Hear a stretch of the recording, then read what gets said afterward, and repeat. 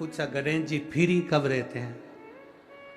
तो हमने कहा अब ये तुम्हारे ऊपर, हमको तो मालूम भी नहीं, हम तो अपॉइंटमेंट लिए भी नहीं उनसे, तो तुम्हें ज्यादा स्मरण हो। तो किन आप शंकर जी की कथा करते हो, आपको नहीं मालूम कि गणेश जी कब फ्री रहते हैं? हमने कहा गणेश जी फ्री रहने का केवल एक समय होता है, एक टाइम होता है, एक पल होता है, एक घड़ी होती है कि गणेश जी महाराज हमारे घर में आ गए। गणेश जी की सबसे पहली जो आरती हो, उस आरती के समय पर अगर धूप बत्ती जलाई जाए या गोबरी को जलाकर उसमें गूगल छोड़ी जाए और गूगल छोड़ने के बाद गणेश जी का नाम ध्रुम वर्ण कह दिया जाए, तो गणेश जी को तुम्हारे घर की पूजा स्वीकार करना पड़ती है। बस वो समय हम जानते, हम तो बस उतना जानते हैं कि शिव महापुराण में लिखा और मुद्गल पुराण में लिखा, गणेश पुराण में लिखा, गणेश जी का एक नाम होता है ध्रुम वर्ण। क्या नाम है?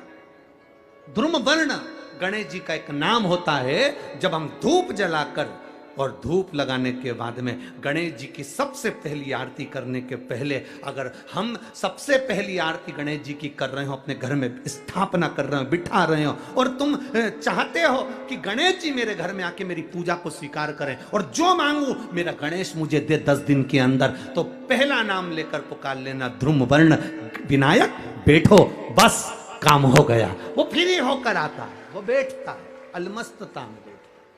हमारे हिंदू धर्म में 2 तरह के गणेश जी का प्रमाण कहा जाता है, एक राइट सूंड के गणेश, एक लेफ्ट सूंड के गणेश। राइट सूंड का जो गणेश होता है वो घर में रखा जाता है, और लेफ्ट सूंड का जो गणेश होता है वो अपने ऑफिस में, व्यापार की जगह पर, दुकान में, धंधे में, पानी में, सर्विस में, नौकरी में लेफ्ट सूंड का गणेश रखा जाता है।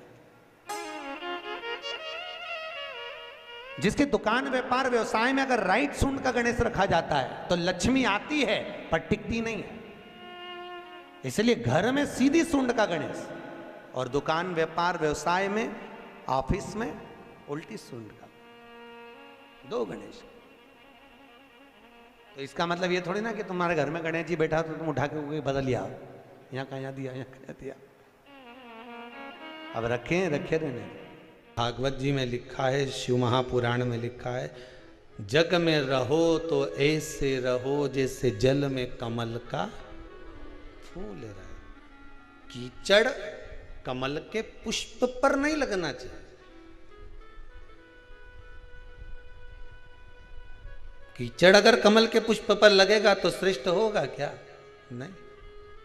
संसार में रहो मना नहीं है, ये झूठे संसार में हमें रहना पड़ेगा, परिवार में हमें रहना पड़ेगा, कुटुंब कबीले में हमें रहना पड़ेगा, सारे परिवार में तुम रहो, पर एक बात का ध्यान रखकर रहना कि हमें संसार में रहना, पर संसार का कीचड़ हमारे ऊपर नहीं लगना चाहिए। कोई तुमसे कह दे कि इससे कोई घर छूटे, इससे कोई परिवार छूटे, के रखना 2 मिनट में छोड़ दूंगी, 2 मिनट में।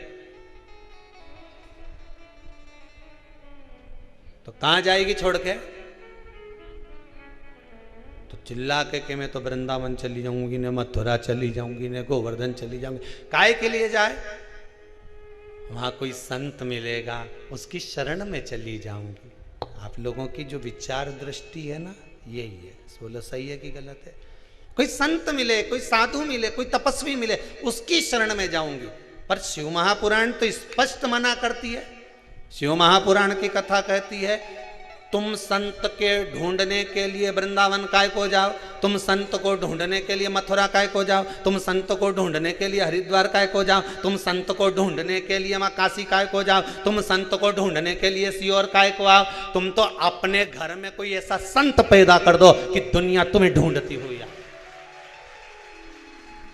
तुम काय को जा रहे हो किसी संत की शरण में? संत अपने घर में पैदा होना चाहिए।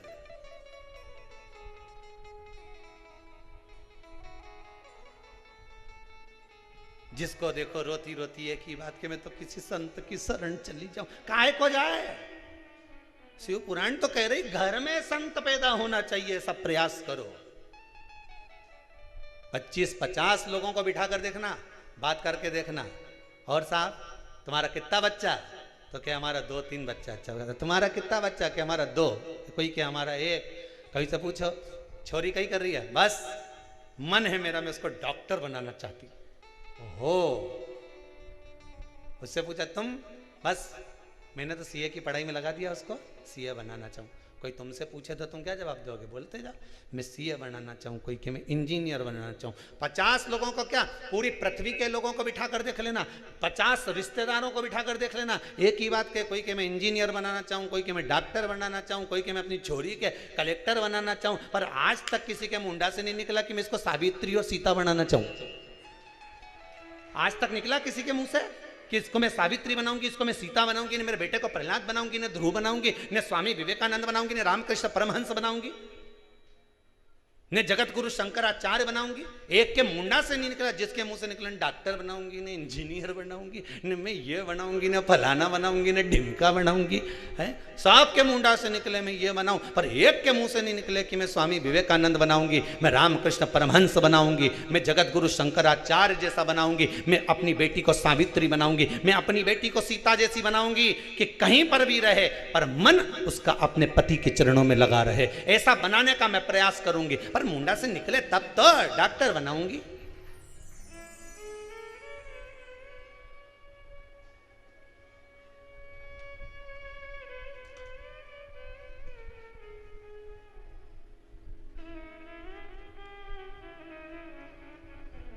सबको धन दिख रहा है, इंजीनियर बनेगा मेरा बेटा तो खूब जम के बोलो कमाएगा, डॉक्टर बनेगी मेरी बेटी खूब कमाएगी, सीए बनेगा मेरा बेटा खूब कमाएगा,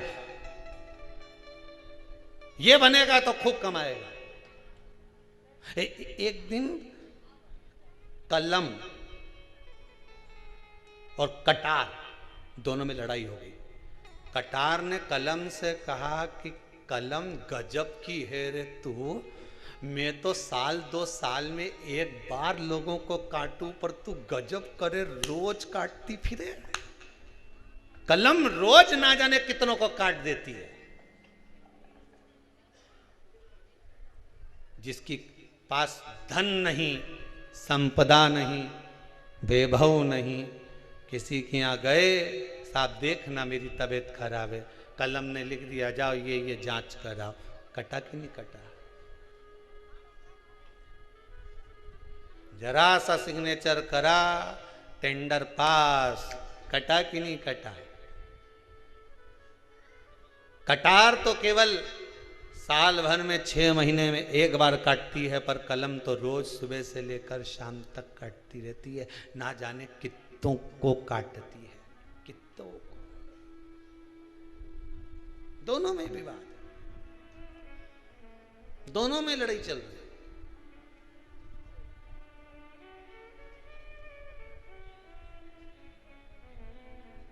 अपने बच्चों को स्वामी विवेकानंद बनाने का प्रयास तो करो। हम फिर निवेदन करेंगे बच्चों को डॉक्टर बनाओ, इंजीनियर बनाओ, सीए बनाओ, कलेक्टर बनाओ, एसपी बनाओ, डीएसपी बनाओ, तुम्हारी मर्जी, पड़े छोरा के मंत्री संतरी कलंतरी जो बनाना हो सब बनाओ, पर निवेदन है अपने बच्चों को सबसे पहले संस्कारवान बनाओ। बेटा डॉक्टर बन जाएगा, क्लिनिक छोड़ कर नहीं आएगा, ने डोकरी तड़प तड़प के मर जाएगी, पड़ोसी का बेटा उन संभालेगा।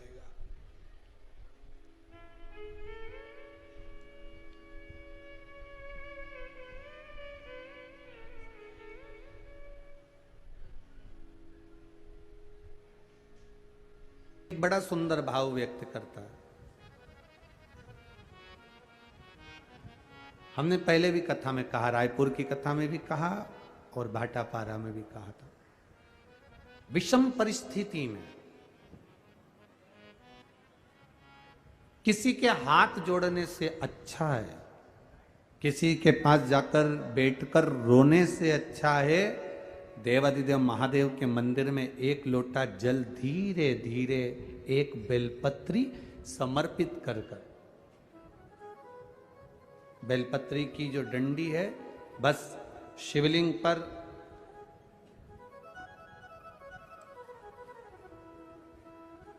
ये शिवलिंग, ये जलाधारी, ये माता पार्वती जी का हस्तकमल शिवलिंग, ये बेलपत्री ये दंडी का जो मुख है वो अशुक सुंदरी की ओर समर्पित कर कर एक लोटा जल धीरे धीरे, बिल्कुल धीरे धार में अपने हृदय की बात बाबा से दिल से कहते हुए, बाबा बहुत दुखी हूं, बहुत कष्टमय जीवन है, बाबा बहुत तकलीफ में जीवन चल रहा है, और तू ना संभालेगा तो संभालेगा कौन?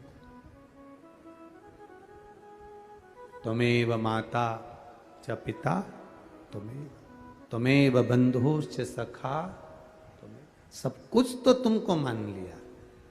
जब से शिव महापुराण की कथा सुन रही हूं तब से मैंने किसी को नहीं, केवल आपको पिता माना है, आपको भाई माना है, आपको सखा माना है, आपको अपना माना, आपको दादा माना, आपको मैंने नाना माना। आप ही तो हैं जो संभाल सकते हैं।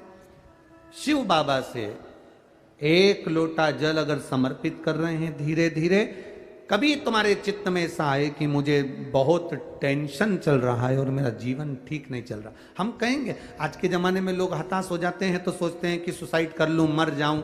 हम उनसे इतना सा कहना चाहेंगे कि मरने का प्लान फिर बाद में कर लेना। हम तुमको मना नहीं करेंगे कि तुम मरने का प्लान मत बनो, तुम्हारा मन हो तुम बाद में प्लान बनाना। एक बार विचार कर लेना कि अभी नहीं मरूंगा, अभी मैंने कथा सुनी है और सुना है एक लोटे जल का महत्व क्या है।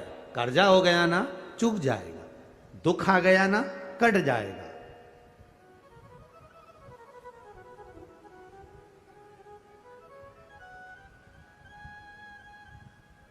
कर्जा भी हो गया तो कटेगा, मिटेगा। मरना उसका कोई एक प्लान नहीं है कि कर्जा तुम मर जाओगे तो कर्जा तुम्हारा चूक जाएगा। ना ना ना ना, कर्जा हो गया ना चुकाएगा बाबा। तुम्हारा विश्वास दृढ़ रखो, अपने भजन के बल को बढ़ाओ, शिव मंदिर में जाने का समय का आनंद पाओ, शंकर जी पे एक लोटा जल चढ़ाओ तो दिल से चढ़ाओ, राम नाम कृष्ण नाम शिव नाम जो जप रहे हो उसको दिल से जपो, भगवान की भक्ति दिल से करो। आया हुआ समय, आया हुआ दुख कटेगा, थोड़ा समय लगेगा, धीरे धीरे धीरे धीरे वो कट जाएगा। वो बर्तन होता है ना बहुत काला हो जाता है तो उसको माताएं रगड़ती है, वो साफ नहीं होता तो फिर क्या करते हैं उस बर्तन को? अगर बर्तन साफ नहीं हो ना तो फिर उसको क्या करते हैं? उसमें छाछ भर देती है, दही भर देती है, नींबू लगाकर छोड़ देती है, खट्टी चीज से वो साफ हो जाएगा। तो थोड़ा अगर समय लग रहा है और लगे कि तुमको कि ये ठीक नहीं हो रहा तो समझ लेना कि भगवान ने भी कोई छाछ भर दी होगी। भगवान सुन क्यों नहीं रहा? भगवान ने भी कोई दही भर दिया होगा। ये समर क्यों नहीं रहा? ये ठीक समय आ क्यों नहीं रहा? आएगा। थोड़ा बाबा पर भरोसा रखो, विश्वास रखो, सारी समस्या का हल एक लोटा आप बाबा को समर्पित करो। बोल बम का नारा है, बाबा एक उसके सहारे जियो ना। हम क्यों संसार वालों के सहारे जियो? मेरा भोलेनाथ आपको ना कभी दासी बनाना चाहता है, मेरा भोलेनाथ ना आपको कभी नौकर बनाना चाहता है, मेरा भोलेनाथ ना कभी आपको सेविका बनाना चाहता है। मेरा भोलेनाथ तो आपका हाथ पकड़कर इस संसार सागर से, भव सागर से उन्नति की ओर आगे बढ़ाना चाहता है। वो आपको डूबने नहीं देगा, वो आपको नष्ट नहीं होने देगा, वो आपको तकलीफ में नहीं आने देगा, वो आपको कष्ट की ओर नहीं जाने देगा। वो शिव तत्व है, वो शंकर, वो घड़ी के दाना, मेरा देव आदित्य महादेव, वो शिव तत्व है। सुयशा मैं तुम्हें दासी नहीं बना सकता, सुयशा मैं तुम्हें सेविका नहीं बना सकता। तो सुयशा ने कहा फिर कोई सेवा मुझे दे दीजिए। शिव जी ने कहा सुयशा तुम नंदी से विवाह कर लो, और नंदी से विवाह कर कर तुम नंदी की धर्म पत्नी बन जाओगी। और नंदी की अगर धर्म पत्नी तुम बन गई तो जिस जगह पर नंदी मेरे मंदिर के बाहर बैठा रहेगा,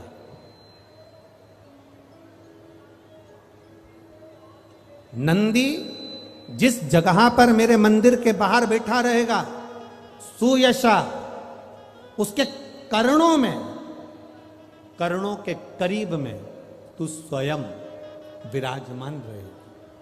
सुयशा, जब कोई नारी, जब कोई पुरुष, जब कोई बच्चा, जब कोई बुजुर्ग, जब कोई भी संसार सागर में रहने वाला मानव मेरे मंदिर में आएगा और नंदी के कान में कुछ कहकर जाएगा, तब तू उसको सुनकर माँ पार्वती से कहेगी। और पार्वती जब मेरे साथ प्रतिदिन प्रदोष काल में, प्रदोष के समय, शाम के समय भ्रमण पर जब पार्वती मेरे साथ जाएगी, तो पार्वती मैया जिसके सामने नंदी को रोक देगी, मैं उसके ऊपर कृपा करते हुआ चले जाऊंगा। ये हमारा भाव शिव महापुराण की कथा वर्णन कर रही है। ये हमारा भाव भगवान देवाधिदेव महादेव का चरित्र वर्णन कर रहा है, ये शिव तत्व वर्णन कर रहा है। कितने लोग हैं जो भगवान नंदी के कानों में कुछ कहकर आते हैं? बोले हो कभी? सीधे बोल देते हो क्या जाकर? नंदी के कानों में कहने का भी एक तरीका है। आप लोगों को मालूम होगा वो तरीका? नहीं मालूम? ये बेलपत्री की जो डंडी रहती है ना, बीच का जो भाग है, ध्यान दिए ना जरा सा, ये बीच की जो डंडी है, फिर से देखिए, बेलपत्री के 2 पत्ते और उसके पास में जो बीच की जो डंडी का भाग है, दिख रहा है आप लोगों को? ये 2 डंडी, ये बीच की 2 पत्ती और उसके बीच में जो 2 डंडी का भाग होता है। जब हम देवाधिदेव महादेव से कोई बात कहने वाले होते हैं ना, कि बाबा बहुत दुखी हूँ, बाबा बहुत तकलीफ चल रही है, बाबा मैंने एक कंपटीशन एग्जाम में परीक्षा दी है, बाबा मेरे जीवन में ये तकलीफ हो रही है, बाबा, तब इस बेलपत्री की जो ये डंडी होती है, इस उंगली से, इस अंगुष्ठ से इस डंडी को पकड़ा जाता है और बाबा के कर्ण में कहने से पहले ये हाथ को नंदी के ऊपर रखकर फिर हम बाबा के नंदी के कानों में कहते हैं और चलते समय इस बेलपत्र को अशोक सुंदरी की जगह पर चढ़ाकर वापिस सजाते हैं। देवाधिदेव महादेव को पार्वती की बात मानना ही पड़ती है और वो कहना ही पड़ता है। ये बेलपत्र की महत्व है। ये जितना फल एक बेलपत्र की पत्ती में, उतना की उतना फल हम आपसे फिर कहेंगे। कभी मौका मिल जाए जिंदगी में, कभी तुम्हारे जीवन में अगर मौका मिले और कहीं बेलपत्री का वृक्ष मिल जाए जिसकी छांव तुम्हारे ऊपर पड़ रही हो, तुम्हारे ऊपर अगर बेलपत्री की छांव पड़ रही हो, उसके नीचे बैठकर कभी मौका मिले, एक बेलपत्री का पत्ता मात्र रखकर आप शिव जी का नाम लेकर जल भी अगर समर्पित कर रहे हो ना, तो वो 12 ज्योतिर्लिंग को जल चढ़ाने के बराबर फल प्रदान कर। एक बेलपत्री का पत्ता, एक बेलपत्री का वृक्ष, एक बेलपत्री के वृक्ष की छांव हमारे जीवन को कृतार्थ कर देती है, धन्य कर देती है। कृतार्थ। एक पिता का काम है बेटी को अच्छी सीख।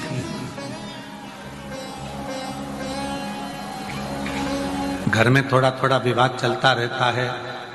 कोई की बुद्धि कई बार धन का भी माना जाता है, कई बार सुंदरता का भी माना जाता है, कई बार विचारों का भी माना जाता है। लड़के को लगता है कि मैं कमा कर ला रहा हूं तो दिन भर घर में रहती है। कई बार लड़की को लगता है कि मैं कमा कर ला रही हूं, घर चला रही हूं। कई बार सुंदरता का भी माना जाता है कि मैं इतनी सुंदर हूं, तुम मेरे लायक नहीं। कई बार लड़का कह देता है तू मेरे लायक है।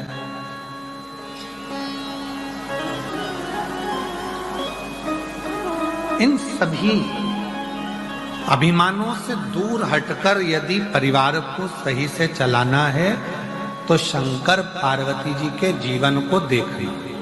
शिव पार्वती का जो जीवन है, भगवान शंकर और पार्वती का जो जीवन है, उसको समझो। कहाँ हिमालय राज की पुत्री माँ पार्वती जी और कहाँ देव अधिदेव विचार करो, धन परिपूर्ण है, संपदा परिपूर्ण है, सुंदरता परिपूर्ण है, उसके बाद भी बाबा भोलेनाथ जी के साथ में परिवार को लेकर कैसे चलते हैं, ये शिव कथा बताती है, ये भगवान शंकर का चरित्र बताता है। थोड़ा सा विवाद हुआ, अदालत में पहुंच गए तलाक की बात करने के लिए, इसको श्रेष्ठता नहीं कहते। जितनी मेरी बेटियां बैठी हैं और जितने मेरे बेटे बैठे हैं, आपसे एक निवेदन है, थोड़ा परिवार में अगर दुख है, तकलीफ है, कष्ट है, तो उसको समझो, साझा करो, आपस में अच्छे विचार उत्पन्न करो, पर दौड़ दौड़ के बार बार अदालत का रास्ता ना जाए। थोड़ा साझा करिए, हो सकता है थोड़ा समय लग जाएगा, थोड़ा हो जाएगा, धीरे धीरे धीरे धीरे सब अनुकूल।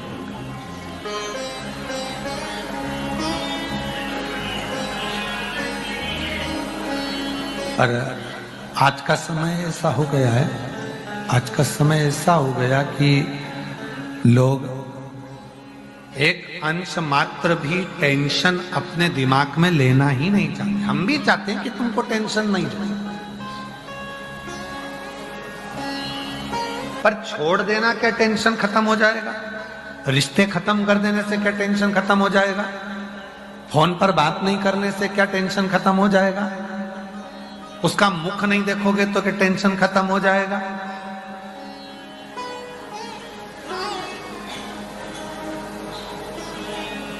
शिव महापुराण की कथा कितनी सुंदर बात कहती है, कितना भी झगड़ा हो जाए, कितनी भी लड़ाई हो जाए, कितना भी विवाद हो जाए, पर बात करना बंद बिल्कुल मत करो।